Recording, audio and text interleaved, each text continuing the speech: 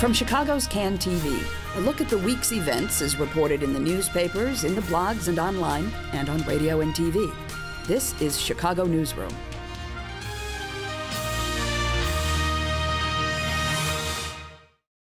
And hello, welcome to another edition of Chicago Newsroom. I'm Ken Davis.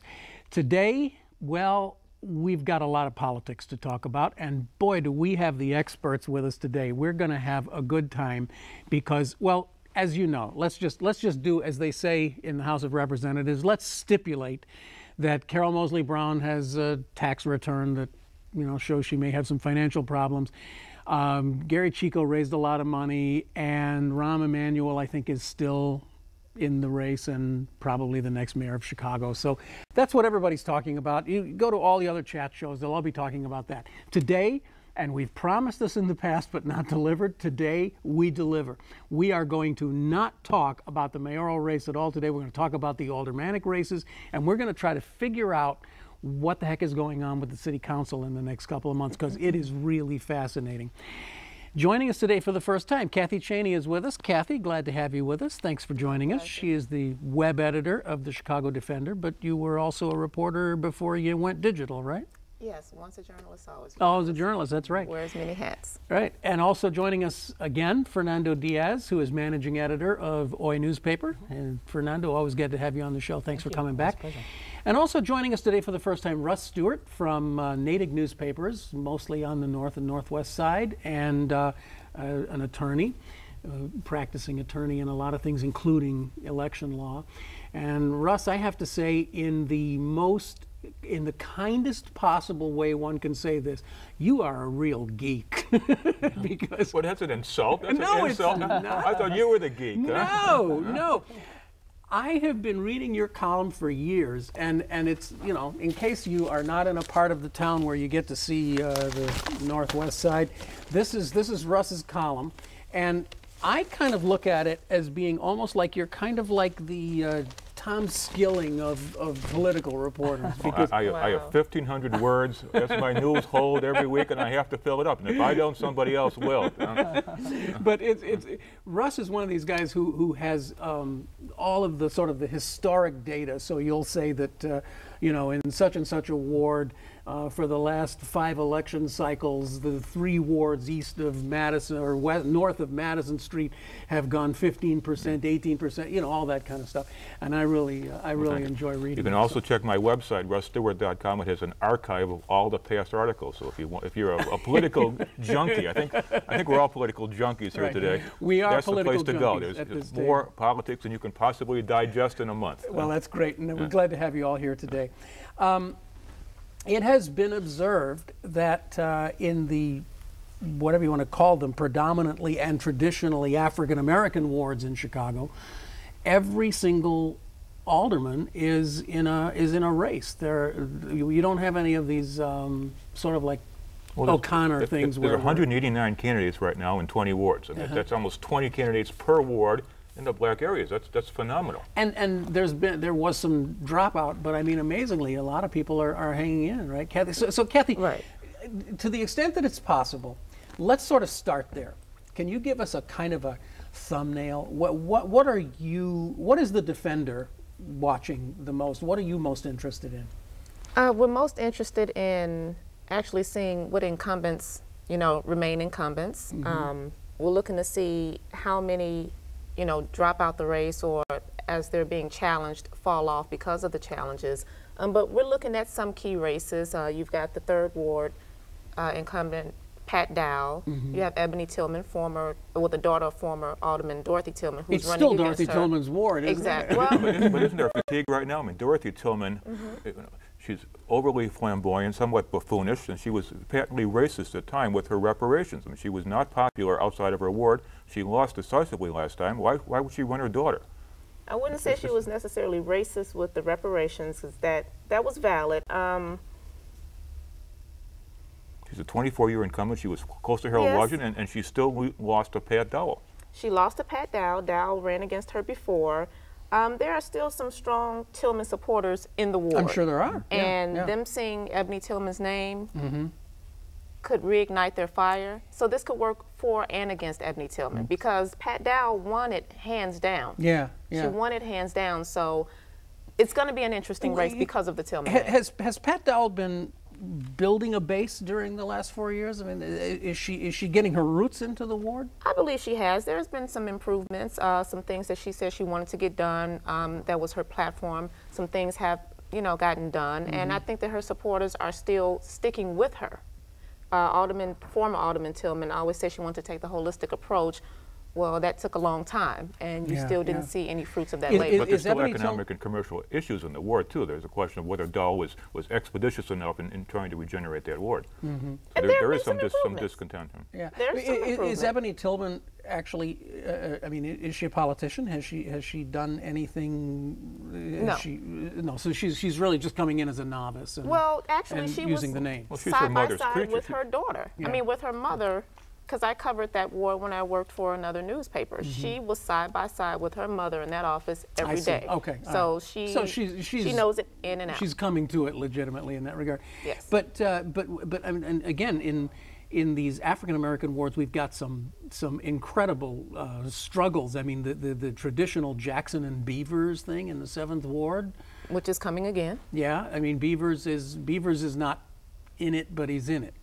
Right. Right. His daughter is running again, Uh-huh. and this may be her chance to say, you wanted me out, you got me out. Now you're having complaints about Alderman Jackson. Do you regret your decision of not keeping me in? Sandy Jackson is like a ship in search of a port. I mean, she wanted to run for lieutenant governor last year, then she was considering running for mayor. She actually filed for city clerk. The word is that she doesn't like that job. She doesn't really want that job, and she may have undermined her credibility substantially. But I think against anybody except Darcel Beavers, she could lose. Darcel Beavers is a flawed candidate. She can't win. So your prediction is Sandy Jackson keeps Yes, absolutely. 7. Yes. I think that, I don't want to make a prediction, but I think that some people that are annoyed with the way that Jackson may have, run the ward for the last 4 years, because we have had feedback that, they're not liking some of the things that she's done. They may go for Beavers and say, we did make the wrong decision. And what about the 8th Ward? Now, this is the Stroger Ward, right? This is the ward where the Strogers owned things for a long time. What's going on there now? Michelle Harris has made her own strides. She's made some improvements. Incumbent. Right, she's the incumbent. She did get elected after, filling out former President Stroger's tenure. So, but she does have a formidable candidate. So she's going to have a race. So there's she's a race have there a race, too. yes. So I mean, we just identified a handful of races here of wards where there are just real. I can't remember. The Stroger machine controlled that ward from roughly 1970 until the most recent past.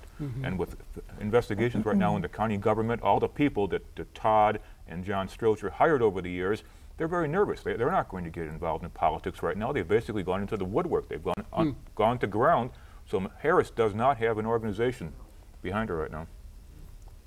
She could lose. And that's part of the reason why it's a race. Yes. Why there really is a race there. We can't move on without talking about the 20th. Rhymefest? Yes, Mr. Rhymefest, right? Mr. Shea Rhymefest Smith running in there. But I mean, isn't there just a huge number of people running in the 20th Ward? There is, but the thing is, what makes it a popular race is because Shea Rhymefest Smith is running, and I've talked with him when he made his announcement, and I said, well, you lifelong, resident of the ward, in the last 4 years since Alderman Cochran unseated former Alderman Narendra Troutman, have you seen not one improvement? And he just said no. He's not seen one improvement whatsoever in the 20th Ward under Alderman Cochran. Well, Willa Cochran is an accident anyways, because he happened to file before Troutman got indicted. She got indicted after he filed. She only had 2 or 3 opponents, and of course, he defeated her handily. It's always nice to run against an indicted incumbent. So you're saying he was almost an accidental alderman? Absolutely. But will Rhymefest's popularity, be a deciding factor in voters? Will people be voting for Rhymefest, or will they be voting for, you know, Che, the candidate? I believe that a lot of the younger generation that live in that ward that's, you know, registered to vote will vote for him because of his popularity, because of the promise and the hope that he brings. But then you have maybe some of the older generation and a few of the younger generation that will say, well, you know what, I think that, you know, Alderman Cochran is doing a little bit of a good job. He's doing some stuff, he's getting some stuff done. You can see signs all around the ward, but that's in every ward when it comes like a year before, you know, election time, where all the signs pop up. Well, I was kind of, I don't know, just sort of jumping around a little bit yesterday on the Early and Often site, the Chicago Newsroom, CNC website, which has a lot of video and some really worthwhile stuff to watch. And I was fascinated watching Rhymefest because it would be hard to not believe that he's on the payroll of Walmart. I mean, there are a lot of, he's making a lot of statements about how we need Walmart. And then people are asking him, well, is Walmart paying you? And he says, no, no, no, I just think Walmart's a complete turnaround from when he made his announcement. And I specifically asked him, are you for bringing Walmart into the ward? And he couldn't commit to that because he said right now he's advocating and he's for small businesses. I see. Which Okay. brings us to the 21st ward too, because that's where Howard Brookins is running for re-election. Right, And right. 4 years ago, the unions, the SEIU in particular, spent $500,000 to defeat Brookins, and they failed. He won 62%, and he scored. I mean, the store, the Walmart, is beginning construction. Right. He's very popular. We should clarify that he was the guy who really kind of shepherded Walmart through the city council. And Tony Beale as well, from the Make the dominoes fall. And what's his situation now? Well, he's got Niall Sherman's son, Sheldon, is running, even though Niall Sherman is his godson, or godfather, I should say. And you've also got former alderman Niall Sherman. Right, and you've got Sylvia Jones running as well, and she's backed by the unions. So there'll be another high-stakes, high-spending contest. So that's going to be another mudslinger. Absolutely. Yeah. It's just really fascinating. I don't know. I think we've covered a lot of the traditionally black wards, but let's move on a little bit. Fernando, what are you watching? What's Oi watching? There are a bunch of slugfests too going on in the, for lack of a better term, the Hispanic wards. There are, and I think unfortunately the one dynamic that's not crossing over from the African American wards is the number of candidates. You know, we don't have 20. Yeah, unfortunately, we have some really strong. You say that as though you're disappointed. Well, a little bit. You know, I'd love to see more people out there. I equate the aldermanic races with the presidential election. You know, we only ever hear about the two guys or lady who end up running for the Democratic or the Republican or the Green Party. You don't hear about the 400 to 500 other people who have filed from all over the country, with some with good intentions, some with crazy intentions.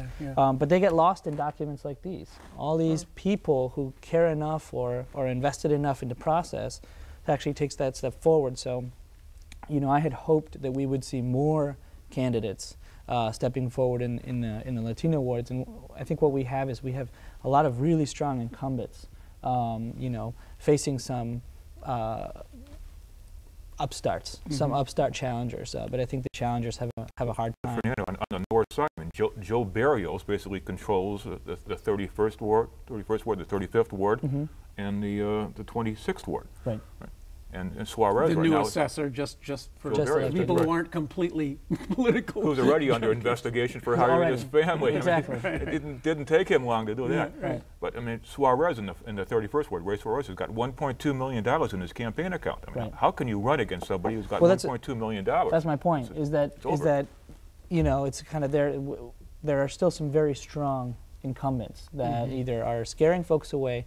I don't know what's going on in the African American wards, and because to me it seems like that's not an issue. Well, you know, let me there ask are strong you this. So incumbents, then, if there are fewer running in, you know, each ward versus the African American wards, could it be that maybe some of the community organizations in each ward, you know, had their non-publicized, right, you know, which I think should happen in all wars. Right. So could that be a possibility? I think that's the case, because when you do look, for example, in the 25th Ward, you've got Ambrosio Medrano Jr. And Cuauhtemoc Morfin, very active people. Ambrosio Medrano, obviously, he's got some pedigree. Well, his father was convicted, right? That was, but he also served in the 25th Ward. So now they're both facing Solis, who's, I mean, who owns the 25th Ward. You've got Munoz in the 22nd. Munoz, who famously just last year acknowledged his alcoholism. And at that point we were wondering, is it because he's considering a run for Congress? Is it because he's considering a run for the mayor's office? You know, why is he airing out his own dirty laundry? Yeah. These are the Mexican-American wards, but do you anticipate there'll be runoffs in those wards? That's 25, 12, and 22? I'm not sure. Yeah, I'd like to see runoffs. I really would. But I don't know that the candidates that Munoz is facing in 22 are strong enough to give him a run for his money. And that's where. So it sounds like you're saying that we may not see a lot of turnover in the nominally Hispanic wards in Chicago. Unfortunately, not. I think there need to be a couple of surprises. Maybe somebody's got some bad tax returns, you know, or you know, there's going to be a surge of support, or there's going to be a grassroots. This is a community organizer. This is a community organization that will be able to surmount the entrenched, the incumbents. Because it's a very in the 12th Ward, George Cardenas has a challenge right now, but again, so does every other candidate running against him. Right. Apparently, well, that's he very didn't interesting. pay some city bills. Right. So if he's not on the ballot, then you'll have a complete chaos in that ward. Exactly. Like a free for all. Yeah. But I do take your point, though, that there's a kind of an energy that seems to be happening in the black wards where there's just this kind of like this, I don't know what you want to call it, but this very energetic politics of like, no, I want that seat. I'm going for that seat. And Russ, you've pointed out too that in many cases, these are people who are almost like professional runners for aldermen. They've had 4 or 5 campaigns against the same person or different people. So you have a lot of that kind of political energy. And the Hispanic voting bloc is much smaller than the black and the white bloc. I mean, in the last election in 07, there was only 60,000 votes cast in the 7 Hispanic wards. Right. That's a very low turnout. And that's the size of one ward, 60,000. Right. That's a huge. I mean, that's going to be a huge problem in the election we're not talking about. But that's also a huge Which problem. election is that? That mayor. City treasurer. You're a buzz right now. Mayor. You can't say mayor. But I think that's also the problem with a lot of these challengers to these incumbents, because there are there's a much smaller pool of voters that are engaged, that are active to get. I mean, you can't reach over into the African American wards and say. But wouldn't you think that with 2 credible Hispanic mayoral candidates, Chico and Del Valle, that would generate a great deal of enthusiasm in the Hispanic wards? Shouldn't there be more interest? I think, and you'll know this better than me, so I'm going to dig in when I get back to the office into russstewart.com and go through the archives. But I think. You know, unfortunately, what ends up happening, it's a dynamic I think happens in every community. These elections, specifically the aldermanic and the mayoral, everybody ends up breaking apart. You've got, you know, the traditional bases of power, and then you've got who wants to run. And at that point, you've got the Puerto Ricans who go one way, you've got the Mexicans who go another way, you've got the folks who are on the fence another way, you've got the acculturated second-generation Latinos who may not feel this sort of ethnic responsibility or tie to vote for the Latino candidate. And so, you know, you've got a very interesting scenario with Manny Flores, who is supporting Chico, but he's a graduate of the UNO program, which is firmly behind.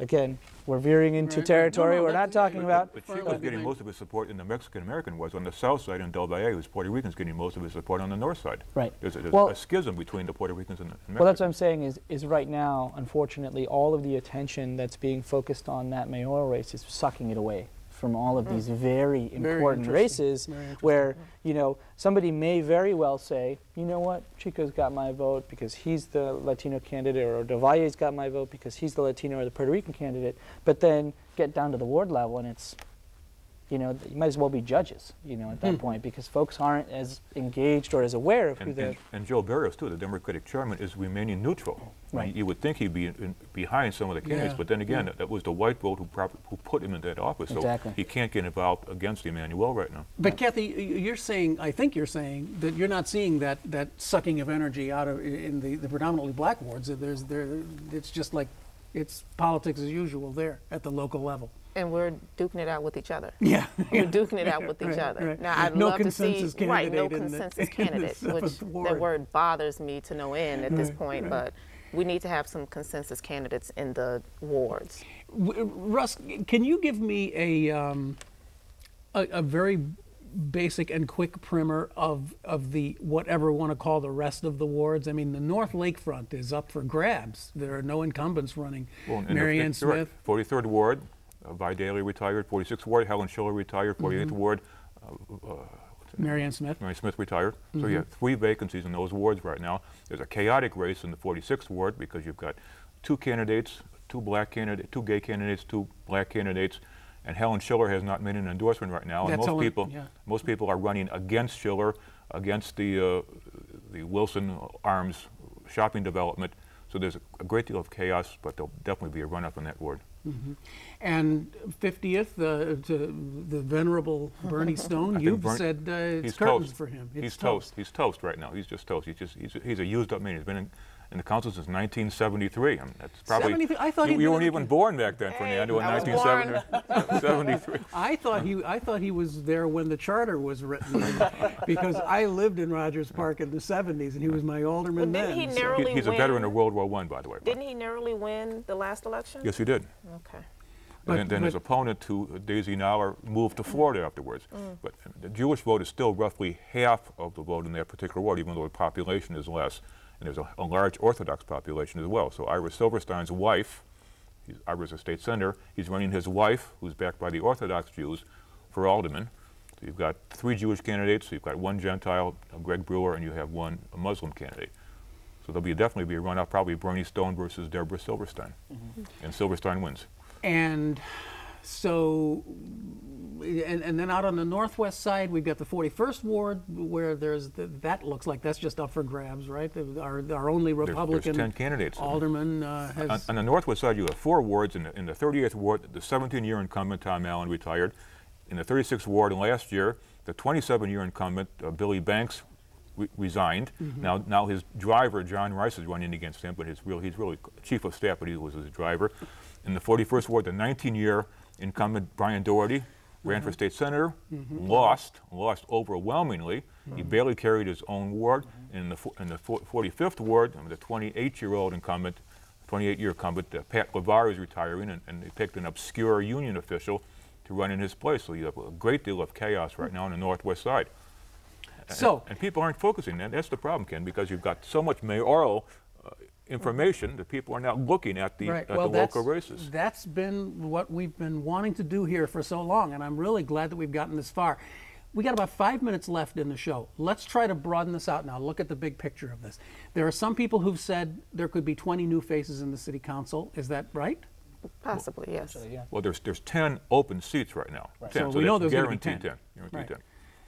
And from what I'm gathering from you guys here, 10 upsets, or let's not even call them upsets, but 10 incumbents going down is not terribly out of the question. Right.